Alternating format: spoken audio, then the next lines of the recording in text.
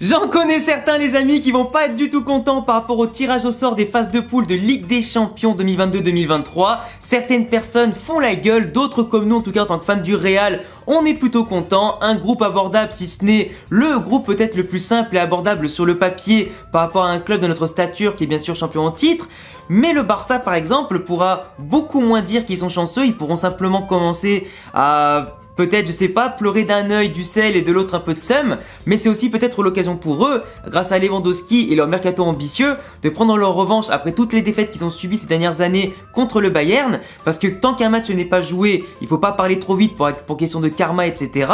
Certains sur Twitter et même sur Twitch, quand on était en stream tout à l'heure, en direct de Twitch, parlaient déjà d'Europa League à nouveau pour le Barça par rapport à leur phase de poule, qu'ils vont devoir affronter, mais pour moi je pense que le Barça a les moyens quand même de ressortir premier de cette phase de groupe là, tout comme le Real Madrid, tout comme l'Atlético Madrid, Séville un peu moins, mais en tout cas on va faire dans cette vidéo un petit débrief des tirages au sort, avec pourquoi pas aussi mon avis et mes pronostics. On va commencer par le groupe A et on parlera bien sûr après du Real Madrid, ne vous inquiétez pas. Déjà le groupe A avec l'Ajax Amsterdam, Liverpool, Naples et les Glasgow Rangers, une poule qui va très bien jouer au football, surtout du côté de Naples, de Liverpool encore plus et de l'Ajax. Liverpool qui fait pas un très bon début de saison, mais qui va sûrement vouloir se reprendre avec bien sûr l'enjeu de la Ligue des Champions, une compétition qu'ils adorent par-dessus tout, en tout cas ils ont les moyens au niveau de l'effectif, quand en plus tous les blessés sont revenus, d'aller au bout pourquoi pas de cette édition là. Mais Liverpool qui part bien sûr comme un grand favori de ce groupe A, avec l'Ajax et Naples qui vont à mon avis s'affronter pour la deuxième place, même si actuellement je mettrais plus une piécette sur Naples, vu que l'Ajax a perdu quand même pas mal de joueurs cet été, et qui sont plus forcément la meilleure équipe au niveau des Pays-Bas. Avec le PSV Eindhoven ça se joue un petit peu, mais Naples en tout cas avec aussi un mercato intéressant peut pourquoi pas jouer la deuxième place. Les Glasgow Rangers je les vois mal jouer la deuxième place ou la première place, mais pourquoi pas essayer de gêner en tout cas les trois équipes de devant pour une place en Europa League. Mais pour l'instant je dirais Liverpool largement devant et Naples pourquoi pas deuxième. Dans le groupe B, nous avons Porto, Atlético, Leverkusen et Bruges. Bruges bien sûr qui n'est pas l'équipe la meilleure sur le papier, mais qui peut très bien te gêner sur un match ou deux. Du coup attention à eux qui peuvent jouer les troubles faites pour éventuellement avoir la troisième place pour aller en Europa League. Leverkusen qui a une équipe qui perd beaucoup de bons joueurs depuis quelques années maintenant, comme les Kai Havertz, etc. mais qui peut être quand même dangereux, surtout à domicile, et qui va sûrement jouer la deuxième place avec Porto. Porto qui est quand même champion du Portugal, qui a montré que malgré que les joueurs partent comme Vitinha au PSG, etc., ça conserve un football, ça conserve une façon de former les joueurs qui permettent de faire monter des talents en équipe première, et vraiment de conserver un football intéressant. Et pour moi, Porto peut avec l'Atlético Madrid jouer la première place, même si l'Atlético, même s'ils font pas aussi un bon début de saison pour l'instant, du moins il n'y a pas encore assez de matchs pour vraiment voir ce qu'ils sont capables de faire contre de grosses équipes ou à de belles échéances, mais Atlético Madrid normalement en question de budget et d'effectifs et en globalement de jeu, de ce qu'ils peuvent produire et de ce qu'ils savent faire en tout cas à leur prime, avec l'attaque qu'ils ont comme les Morata, les Félix, Griezmann, etc. Normalement ça doit battre Porto aller comme retour, mais à ne pas sous-estimer Porto qui peut vraiment jouer les troubles faits. Dans le groupe C, on a par contre cette fois-ci, comme je le disais en introduction, le Bayern qui retombe une nouvelle fois contre le Barça qui s'est renforcé au mercato, qui peut pourquoi pas prendre sa revanche contre le Bayern, même si pour moi actuellement en termes de production de jeu, de sûreté d'effectifs, de qualité, de quantité et simplement de rodage, le Bayern part avec une longueur d'avance sur le Barça. On voit leur début de saison, ils marquent énormément de buts, comme si Lewandowski n'était pas parti, mais avec Mané ils sont encore plus imprévisibles, encore plus percutants et encore plus rapides. Et forcément ça ouvre aussi de nouvelles possibilités de jeu à l'attaque du Bayern, et pourquoi pas aussi plus de polyvalence en termes de buteurs et construction de jeu. Donc pour moi, le Bayern restera premier de ce groupe-là. Après, le Barça et l'Inter vont se battre bien sûr pour la deuxième place. Parce que Victoria Plzen, même si je les respecte beaucoup, à l'époque quand ils étaient avec le Real en phase de poule, c'était pas forcément les plus faciles à jouer, mais ils vont finir quatrième. L'Inter Milan, ils ont un bel effectif. Ils n'ont pas remporté le titre cette année, mais ils ont quand même remporté le titre en Serie A il y a 2 ans. Ils ont un bel effectif, ils sont bien rodés en attaque, ils sont solides en défense, ils ont un bon milieu de terrain compact. Et pour moi, après ce qu'ils avaient montré contre le Real l'an dernier, ils peuvent très bien faire encore plus contre le Barça. Ils peuvent même potentiellement avoir le jeu qui permettrait de contenir le Barça, les contrer avec de la vitesse, de la percussion et de l'efficacité. Même si bien sûr, le Barça va apporter beaucoup d'attaques et de fraîcheur et d'intensité que l'Inter devra contenir. Mais pour moi, l'Inter peut mettre l'intensité nécessaire pour étouffer le Barça au pressing et éventuellement les battre sur des coups de pied arrêtés, des petits détails. Mais pour moi, Barcelone conserve quand même une longueur d'avance sur l'Inter. Mais attention, parce que ça va vraiment être jusqu'au cou. Parce que ça peut vraiment jouer des coups jusqu'au bout entre ces deux équipes-là. De l'autre côté, bon, le groupe D, assez facile en tout cas, je pense à nous prononcer dessus. L'Eintracht Francfort, Tottenham, Sporting Portugal, Marseille. Je pense que Tottenham ira largement en tête du groupe par rapport à l'effectif, par rapport à la mentalité de Conte qui a de l'expérience quand même dans cette compétition. Eintracht Francfort, vainqueur de l'Europa League et qui a perdu pas mal de joueurs et qui fait un début de saison catastrophique au niveau de la défense, etc. Donc forcément, c'est pas les favoris de ce groupe-là et même pas pour aller en Europa League. Sporting Portugal, c'est pas non plus une grosse référence en termes de qualité d'effectif par rapport à ce qu'ils ont pu montrer en tout cas ces dernières années. Pour le coup, c'est une équipe qui est plus sur la pente descendante que la pente ascendante, même au Portugal. Alors Marseille, j'aurais bien aimé quand même qu'ils tombent, pourquoi pas avec la tombe du Barça, avec la poule du Barça, du Bayern, etc. Ça aurait pu être bien pour qu'ils aient justement leur tombe qui les attend pour creuser leur propre, en tout cas, désespoir là-dedans. Mais bon, on va pas en plus manquer de Marseille parce que là, pour le coup, ils ont potentiellement une poule où ils peuvent marquer plus de 0 points, ce qui pourrait être intéressant pour eux d'aller au moins chercher la 3e place. Mais pour moi, Marseille a même carrément la place de jouer au moins la 2e place. Parce que Francfort et Sporting Portugal, c'est pas forcément plus fort que Marseille à l'instant T en termes d'effectifs, qualité de jeu, etc. Si Francfort récupère le même niveau de jeu qu'en Europa League l'an dernier, là oui, ils vont écraser Marseille. Mais pour le coup, de ce qu'ils montrent pour l'instant avec les joueurs qu'ils ont perdus comme Kostic, c'est mal barré pour eux, tu vois. Même si bon, le football, ce n'est pas que du papier, c'est de l'imprévisibilité, ça dépend les formes du moment, les rythmes, les blessés, si les cadres sont en forme, etc. Ça dépend de beaucoup de facteurs, donc on verra bien. De l'autre côté, le groupe E, Milan AC, Chelsea, Salzbourg et Dynamo Zagreb. Dynamo Zagreb, moi je pense qu'ils seront 4e parce que Salzbourg c'est une équipe quand même un petit peu dans le groupe de Red Bull comme Leipzig qui ont beaucoup de talent, qui recrutent beaucoup de joueurs en tout cas sous-cotés pour l'instant mais qu'ils arrivent à revendre très cher à chaque fois. C'est des collectifs à chaque fois entre joueurs expérimentés, entre les jeunes qui peuvent faire la différence. Donc pour moi, Salzbourg peuvent vraiment être intéressants. De l'autre côté, Milan, champion de Serie A, qui est quand même un effectif renforcé, qui est quand même aujourd'hui très très bon et très solide. Pour moi, ils peuvent jouer la première place avec Chelsea, qui commence un peu moins bien la saison en termes de jeu, mais quand tous les effectifs seront retrouvés au niveau des absents, des blessures, je pense que Chelsea, avec la patte Tourelle, normalement, en tant que récent vainqueur de Ligue des Champions, c'est quand même il n'y a pas si longtemps que ça, ils peuvent jouer facilement la première place. Donc pour moi, Chelsea 1er, Milan 2e, Salzbourg 3e et Zagreb 4e. Mais Chelsea-Milan, attention, ça peut être un très très beau duel. Un peu comme dans les premières poules avec Ajax-Liverpool ou Liverpool-Naples ou encore des Bayern-Barça, etc.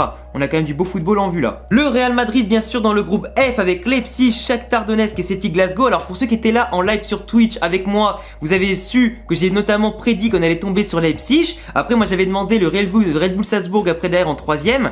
Mais pour le coup, on est tombé sur le Shakhtar. Alors une poule qui est avec le Celtic Glasgow, pas forcément très récente, j'ai pas souvenir vraiment d'un match entre le Real et le Celtic Glasgow ces dernières années. J'ai plutôt souvenir des Barça contre le Celtic Glasgow.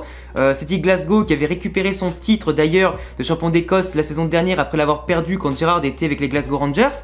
Du coup, bah là, une équipe peut-être qui se remobilise un petit peu, qui veut chercher à redorer un peu son blason à tous les niveaux. Donc avoir un petit peu l'effectif qu'ils peuvent avoir. On va analyser ça bien sûr dans les prochaines semaines pour les avant-matchs, etc. Le Shakhtar Donetsk, on connaît par cœur, c'est un effectif qui a perdu beaucoup de joueurs avec les conflits en Ukraine, des joueurs qui sont partis un peu partout en Europe pour pouvoir continuer à jouer au football simplement, vu que les compétitions en Ukraine étaient arrêtées, mais un effectif qui est quand même toujours présent, qui est quand même toujours solide par rapport au championnat ukrainien où il n'y a pas certes beaucoup de concurrence, mais ils sont quand même extrêmement présents quand même en tant que force majeure. Mais ils sont toujours chiants à jouer sur leur terrain. Alors là pour le coup il me semble que les matchs en Ukraine sont bien sûr délocalisés par rapport à la guerre Ukraine-Russie, en Pologne si je dis pas de bêtises. Donc pour moi, sachant qu'ils seront pas vraiment à domicile, ça nous enlève déjà une épine du pied de sens que tu vas jouer à l'extérieur où ils seront eux-mêmes sur un terrain à l'extérieur, tu vois. Donc après à domicile on sait qu'on peut les plier comme à l'extérieur, mais attention à pas les sous-estimer qu'on avait fait l'an dernier ou il y a 2 ans. On avait quand même perdu assez salement sur leur terrain il me semble. Et voilà, donc c'est une équipe à pas sous-estimer, il y a un savoir-faire, il y a un coach, il y a un effectif.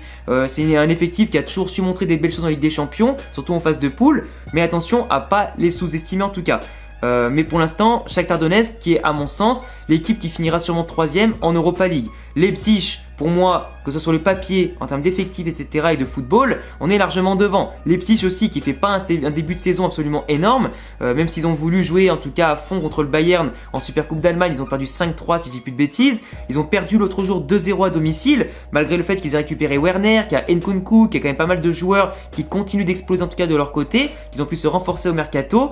Leipzig, il ne faudra pas les sous-estimer, surtout chez eux, mais pour moi, normalement, si tu joues ton football, le Real est censé gagner sur tous les matchs, quasiment au moins 5 matchs sur 6. Si c'est pas 6 matchs sur 6 en fait. Que t'es l'équipe type ou que tu fasses des rotations. Normalement, le Real aujourd'hui, c'est minimum 15 points pour se faciliter la vie, se qualifier le plus tôt possible et gérer bien sûr les efforts avec la Liga parce que la Coupe du Monde va commencer en novembre. Donc forcément, la Ligue des Champions, ça va apporter 6 matchs directement au milieu du calendrier de la Liga et resserrer plus que d'habitude par rapport aux saisons précédentes où ça s'étire de septembre jusqu'à décembre. Là pour le coup, ça s'étire de septembre jusqu'à même pas novembre. Donc pour le coup, il faudra être en forme, un effectif aguerri, les efforts dosés, du management et bien sûr que tout le monde soit efficace dès le début de saison.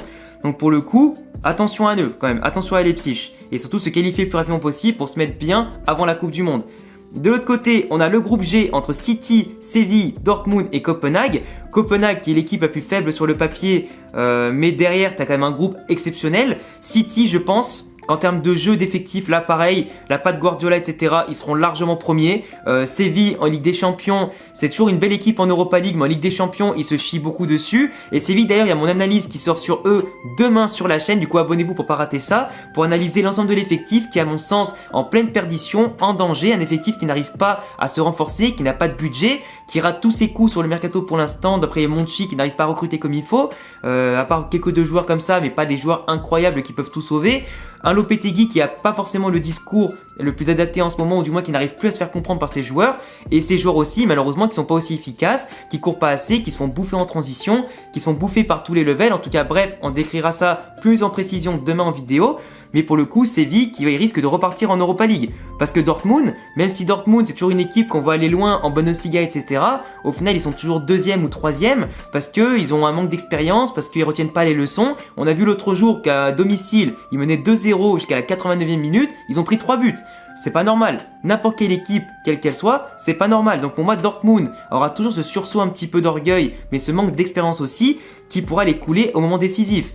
Autant il pourra marquer peut-être beaucoup de buts avec leur football spécial contre City, mais aujourd'hui, avec en plus Sébastien Haller malheureusement, qui a un cancer du coup des testicules et qui n'est pas disponible, etc., ça a beaucoup affaibli Dortmund aussi, de perdre Haaland, etc., Adeyemi en plus qui est blessé pour l'instant si je dis pas de bêtises, je sais pas combien de temps exactement, mais ils sont pas forcément à fond Dortmund. Du coup, suivant comment Séville ou Dortmund commencera sa phase de poule de Ligue des Champions, et l'un ou l'autre ira soit 2e soit 3e.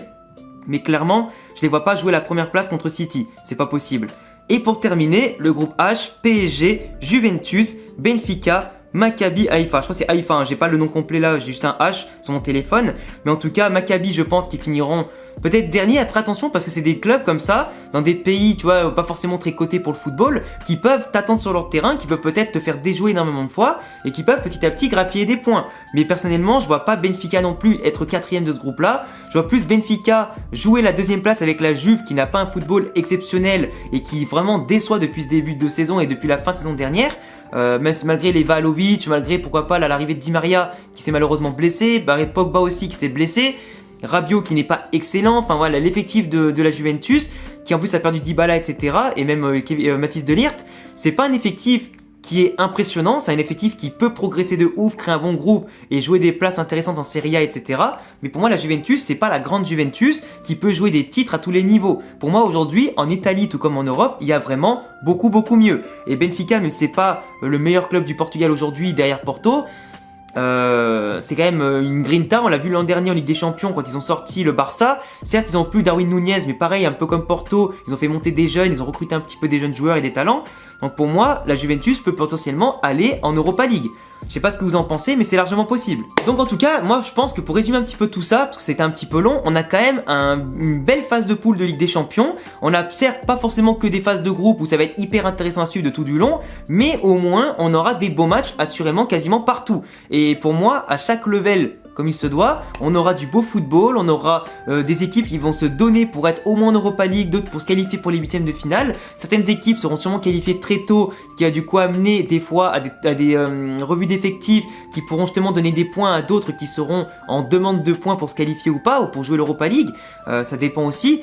Mais clairement, il y a des équipes à ne pas sous-estimer. C'est la Ligue des Champions, c'est football de très haut niveau. Ça se joue sur des détails contre des petites, moyennes et grosses équipes. Et le Real, que ça affronte Leipzig, Celtic ou Shakhtar, faudra jouer à fond pour pas se mettre dans la merde comme on avait l'habitude de le faire ces dernières années, avec commençant par des nuls, des défaites ou quoi. Là, faut commencer par des victoires. Je veux le plein de victoires pour le Real Madrid, du moins le plus possible. Et dès qu'on est qualifié, en étant sûr d'être premier du groupe, à ce moment-là, on verra bien. Mais pour moi, il faut absolument qu'on gagne tout. Et après, derrière, tu as des clubs comme le Barça qui peuvent être en danger, comme l'Atlético, etc. Mais pour moi, les clubs espagnols ont quand même de grandes chances de se qualifier pour les huitièmes. Séville, à voir, mais pour moi, les trois autres ont quand même de belles chances de se qualifier s'ils montrent du football et que leur effectif trouve l'osmose qu'ils pourraient normalement avoir et la bonne vitesse de croisière. Donc voilà les gars, en tout cas, j'attendrai tous vos avis sur cette phase de poule et surtout aussi sur mes avis dans les commentaires. Je vous laisserai vous abonner, cocher la cloche, bien sûr, si vous aimez le Real, si vous aimez le football espagnol en général, car la saison va être hyper passionnante à suivre. Je vous laisse me follow sur Twitch car il va y avoir beaucoup de streams sur le football d'ailleurs dès dimanche et sur l'ensemble de la saison. Du coup venez me follow là-bas. Venez aussi me follow sur Insta pour parler football en dehors des vidéos et suivre mes aventures. Sur Twitter également si vous voulez parler foot directement aussi. Et à bientôt aussi les amis pour prochaine vidéo. Ciao ciao.